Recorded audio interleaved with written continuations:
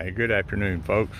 This is Hill Country Charlie talking to you today about the Chuckwagon. If you'll recall in my previous episode, I mentioned that Lyndon B. Johnson's grandfather and uncle started the largest cattle drive from the Texas Hill Country area after the Civil War. Now, one of the important components of a cattle drive was indeed the Chuckwagon. So just a moment, let me show you this. Okay, here we have an example of a Chuckwagon that was used on the cattle drives that went from the hill country up to Abilene, Kansas.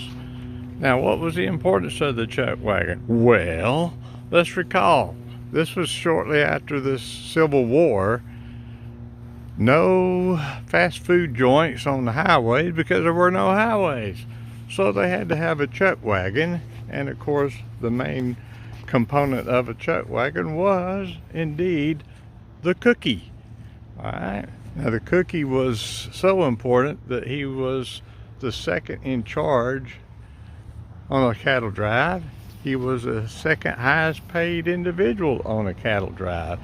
And the gentleman actually took care of more than just cooking. He was a barber, he was a doctor, he settled disputes among the cowboys and so forth.